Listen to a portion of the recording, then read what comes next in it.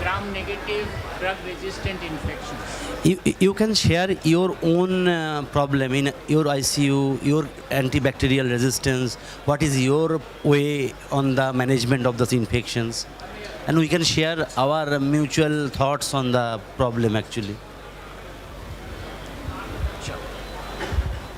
Yeah, thank you so much. I am Dr. Spomano Jean-Pierre from Rwanda, King Faisal Hospital. So what I have noticed is that patients who come in the ICU, when they last longer in the ICU, that's the way they tend to have gram-negative bacteria. Or when they have also like they are taking antibiotics back at home for a long time for different conditions. So that's why they tend to have gram-negative bacteria. That's among most issues. You know what I would like to emphasize on, say if you get a Klebsiella in the blood culture, which is resistant to ceftriaxone, but sensitive to piperacillin tazobactam and sensitive to meropenem, which drug would you use?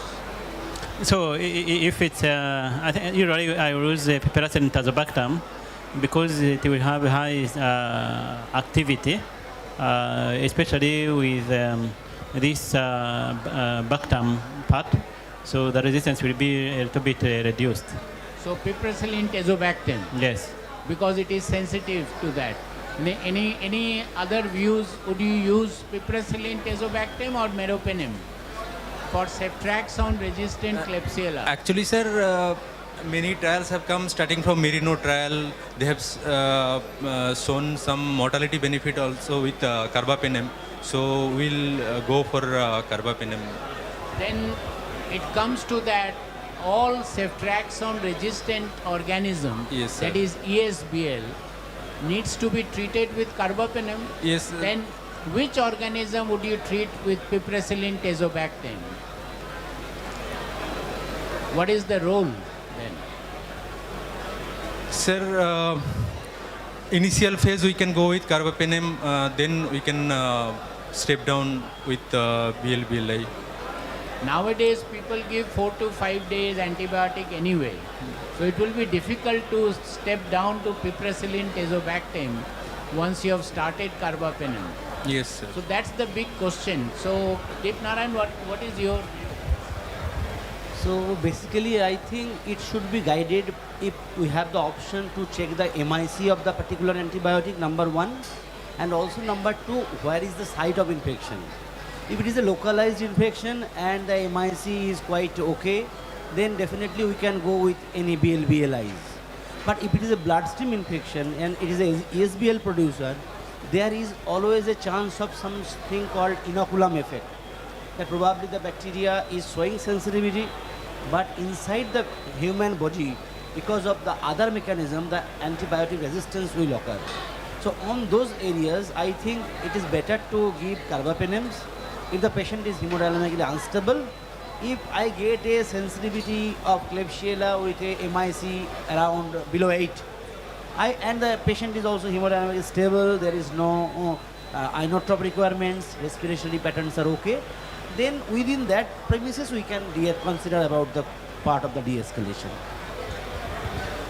That is our tendency, is that if a patient is more unstable, we give carbapenem. And if a patient is more stable, we give piperacillin tazobactam if both are sensitive, right? The only thing in that is if a patient's stability depends on host response, not on microorganism. You know, it's the host response which decides, then it becomes a little difficult. The question comes, Mohan, Dr. Mohan, come here, sit here.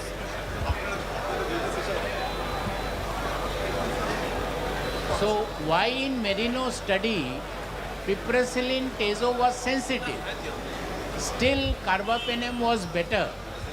I think the reason was that they did a Vitek. They normally do a Vitek for MIC. Most of the hospitals use Vitek to know what is the MIC. Now Vitek has some errors. The gold standard of doing MIC is broth microdilution. If you do broth microdilution, then you know the exact MIC. The Vitek has one dilution error. So even if the Vitek is showing piperacillin tezo sensitive, it might be resistant actually. And that was the reason. That's why in Merino study, carbapenem was better than ceftriaxone, because some of the better than piptase, some of the strains were not sensitive, they are resistant. So what they did from Merino study, they took the isolates and did a broth microdilution. And if it is truly sensitive to piptase, by broth microdilution, then the outcome is the same. So now the question comes, we should be doing should be doing our MICs in a better way, in a more standard, because Vitek has got some fallacy. So Deepnarayan, any comment on that? I think we have transferred from a distribution to the MIC, and that is already more than a decade. So probably the time has come that we can go furtherwards by working on microbot dilutions. So there are some easy to use things are on process. I think that will very soon be available in the market also for our tertiary care hospital practices. And I think that will definitely be a game changer, because many times we are helpless if Vitek giving some report and it is not matching with the patient.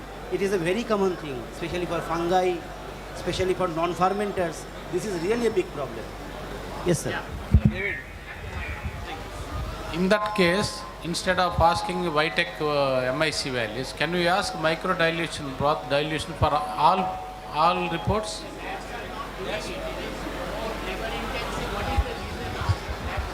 So actually, there are commercially available 3 MIC based sensitivity methods are there. One is Vitek, one is microscan, one is Phoenix by BD. So these are main 3 platforms. They have their own cartridge. Okay. So what we do, we give the bacterial suspension, and they have a 2 or 3 different dilution of that particular antibiotic. So they can capture total 28 to 38 antibiotics and total 2 to 3 dilutions. Then you can understand within a small kit there are 90 wells maybe probably. But getting everything in every dilution is not so easy to do. So what the process is coming, individual. So you cannot do like Vitek, all the antibiotic, all their actual MIC, you cannot get. But the selected one, maybe the vancomycin, maybe the meropenem, maybe the peptase, there will be separate panels of the microbot dilution. On that particular antibiotic you can select for your patient, not everything. You know, let me give you another example. You have an organism which is resistant to ceftriaxone, resistant to piperacillin tazobactam, resistant to ertapenem, but sensitive to meropenem, right? You get an antibiogram like that. So what would you treat that organism with meropenem? It is resistant to erta, but it is sensitive to meropenem. Any thoughts on that? No, erta resistant, mero sensitive we see.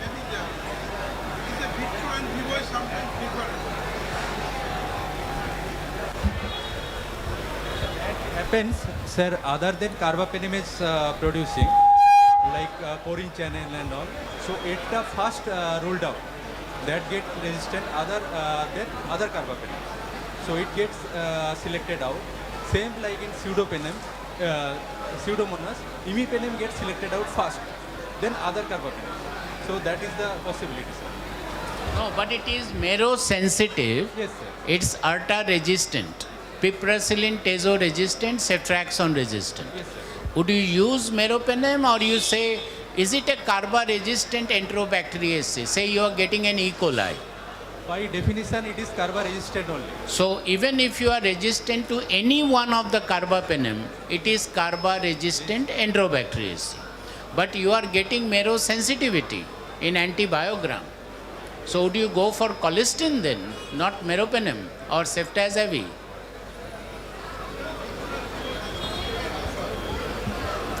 True, but you have an antibiogram in front of you. So which one would you choose? Resistant.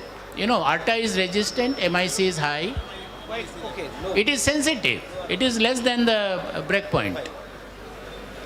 You see that ideally one should look for carbapenemase production in this organism, but there are different tests. If it is carbapenemase producing organism, then using meropenem might be difficult. You might have to go for others. But if it is a non-carbapenemase, then you can go for meropenem, but you have to use a higher dose. If it is ARTA resistant but mero sensitive, piptase resistant, you should not use the standard dose of meropenem like 1 gram TDS. You have to use 2 gram TDS in order to capture that organism.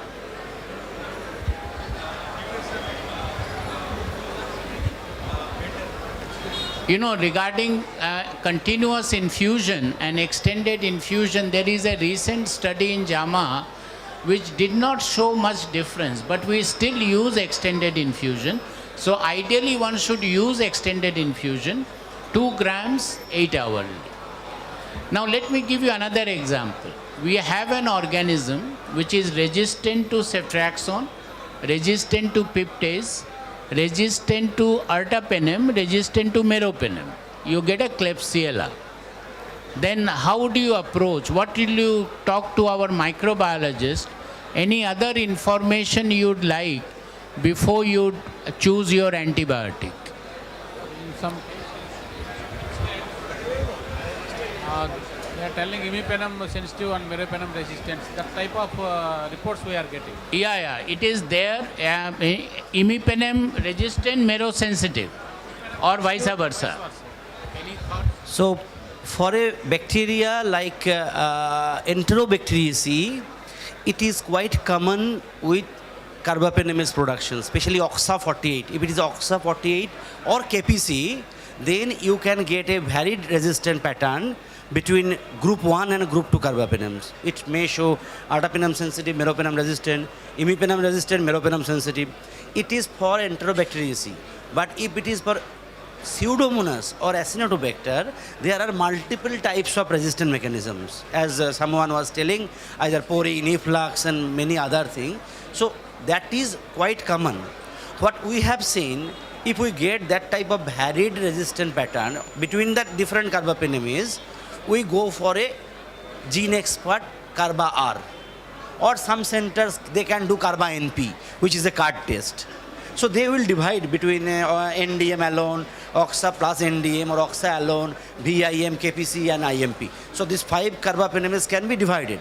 According to that, you can happily select your antibiotic. Like OXA48, you can happily rely as Aztreonam or any other thing. Even you can, exactly. I think Carba R test is a very good test. It was only done by these big platforms like GeneXpert, which is a costly machine. Now in the smaller lab also, you can do a card-based test. And that is very easy to perform and very easy to interpret as well. But say if a lab cannot do a Carba test, a carbapenemase test, they can always do a sensitivity to ceftazidime, right? If it is resistant to meropenem, they can do a sensitivity to ceftazidime. If it is sensitive to ceftazidime but resistant to carbapenem, then means it's most likely an OXA. Then you can use ceftazidime. But let me give you an example. A Klebsiella, it is resistant to meropenem and resistant to ceftazidime. Then which one will you choose? Which antibiotic will you choose? Pardon? Colistin, everybody? Any? We need to see the NDM is their Resistance is good. Yeah. So You know, the labs which are doing synergy testing, what they have come out, because not every lab would do synergy test, right? So if it is Klebsiella resistant to meropenem and resistant to ceftazidime, in India, most of the Klebsiella will be positive for synergy. That means you can give Aztreonam along with ceftazidime with good results. But if it is E. coli, if it is Pseudomonas, then the synergy is negative in 30%. So it is very important you ask the lab to do a synergy test if it is E. coli and Pseudomonas. But for Klebsiella, you can get away without doing a synergy test. You can just add Aztreonam to it. Synergy negative. So if it is synergy negative, there must be other way of doing resistance, which is not beta lactamase producer. So you cannot do an Aztreonam and get away with it, right? Any other problems you are facing with gram-negative organism? What kind of problems? You know, Acinetobacter is a big problem. So how are you managing severe Acinetobacter infection? Which antibiotics are you using? Sulbactam high dose as a monotherapy. Then which other antibiotic are you using with sulbactam? Colistin. Any other thoughts on Acinetobacter? TG cycline. Is TG better or minocycline better for Acinetobacter? The studies are showing that for Enterobacteriaceae, E. coli, Klebsiella, TG cycline is better. For Acinetobacter, minocycline has a better advantage than TG. The more work has been done on minocycline.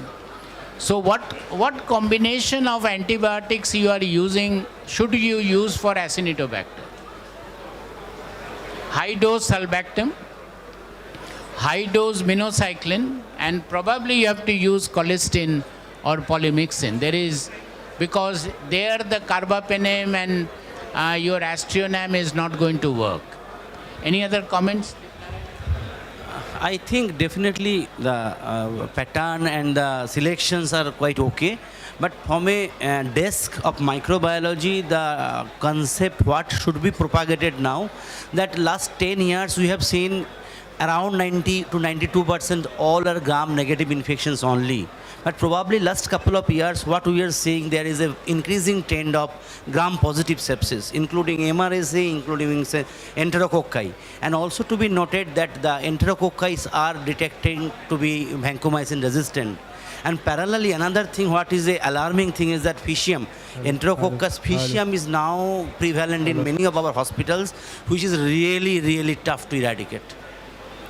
We have lost a good number of patients because of these Fishium enterococcal infections. I think those are the areas now we again have to think. Yes. Sir, our Yeah. report showing minocycline resistance and TG cycline sensitive. So in that case, So mino-resistant TG sensitive, is it possible? It is seen in many of the isolates. It is not because though the mechanism of action is through the ribosome level, but still in our practice in diffusion, even also by Vitek and E-strip, we have seen there is a cross variations in the resistant pattern. But ideally, if you get that type of thing, you have primary to better to avoid that group of antibiotic first. If the other options are there, you can give. If you have no other option, then you have nothing to go and you have to select that one.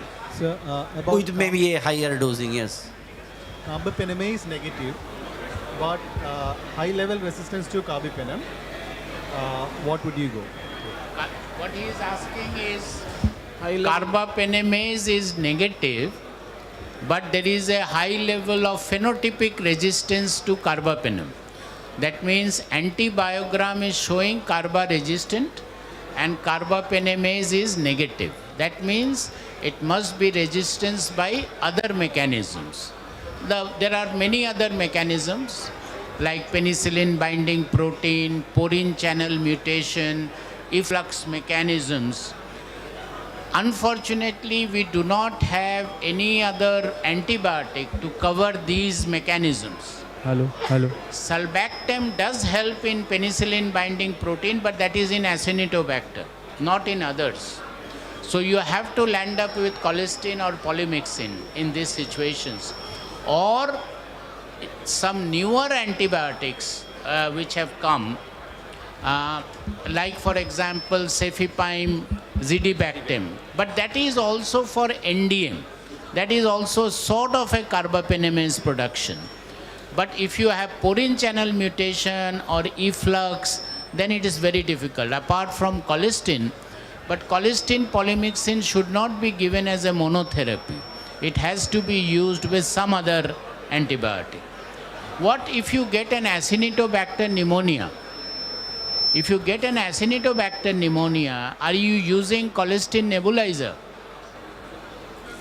Study has come, but it's not, many people are not using it, sir. You see, the guidelines are saying that if you are using parenteral colistin, using nebulizer on top of it is not going to help.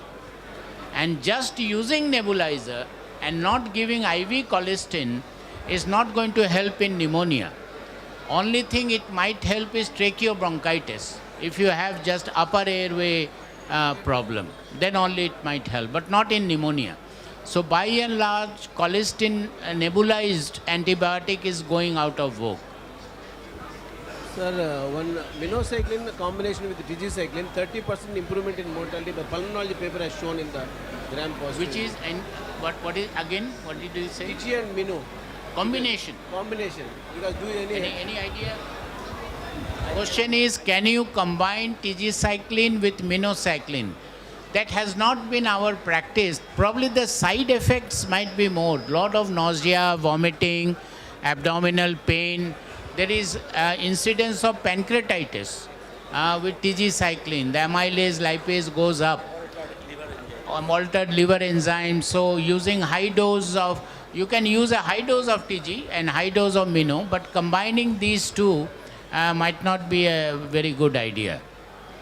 You can use high dose of carbapenem nowadays, definitely 2 gram TDS.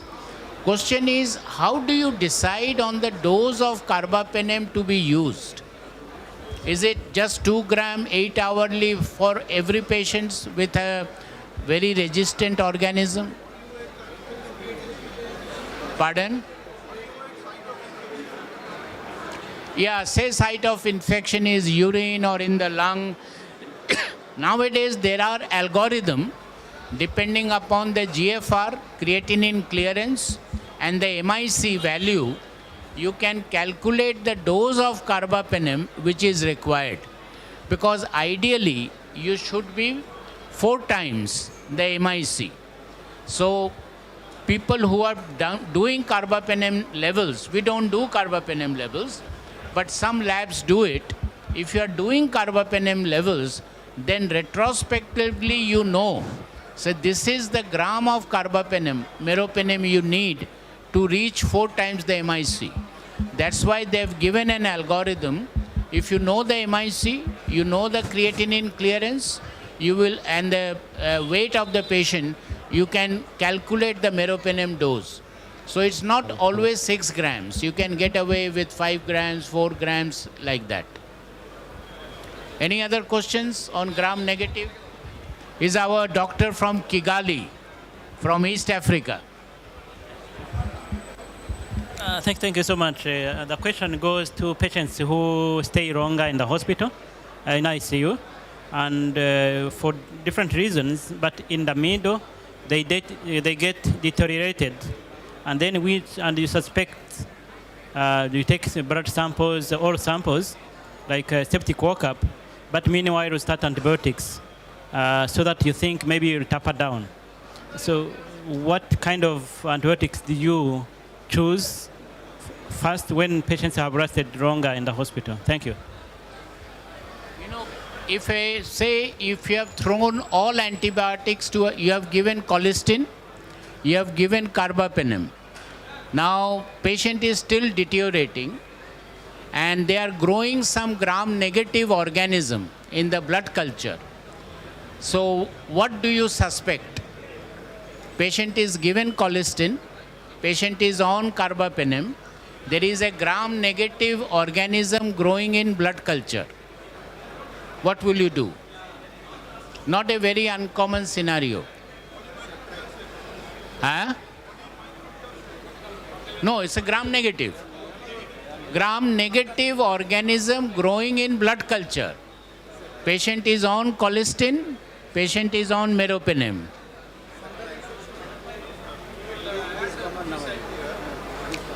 Which organism you are suspecting? Gram negative bacteria growing in blood culture. Patient is on colistin and meropenem. Pardon? Burkholderia, Stenotrophomonas, Elizabeth Kinglia, these are all waterborne organisms and they are all intrinsically resistant to colistin. Even protease. Protease. So these are organisms which are coming very frequently in the ICU because very much use of carbapenems and colistin, we are getting these kind of organisms. So always, if you are getting a gram negative, we use minocycline. TG cycline is not a very good antibiotic for bacteremia. If a blood culture is positive, then better to use minocycline than TG cycline. It's a very small molecule, it leaks out, but mino is better. So your question is somebody who is in ICU for a very long time, which empirical antibiotic you choose, is it? If a patient gets infected?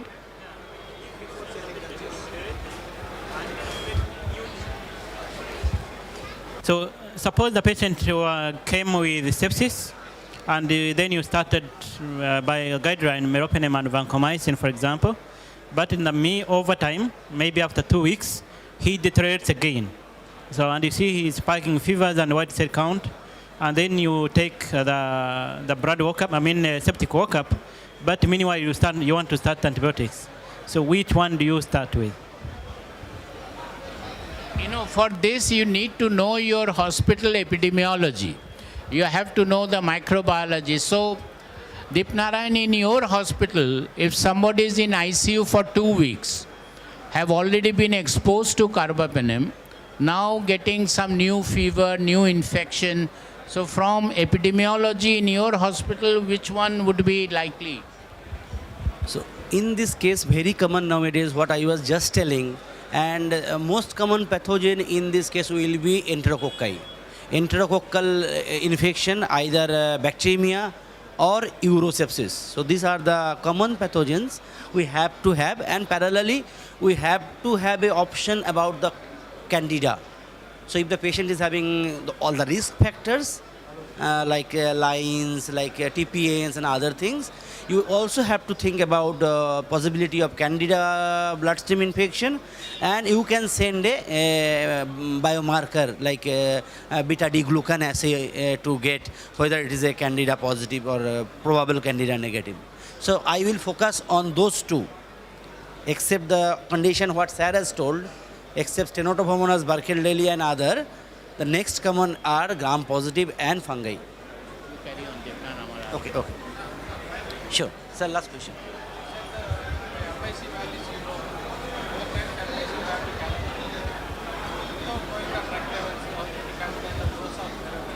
Yeah. What I will do, if you can give your email to Efedra people, I will send you that algorithm. Okay? ছোট সফটওয়্যারও হয়ে গেছে, মোবাইলে মারলেই হয়ে যাবে। Thank you, nice meeting you. Thank you.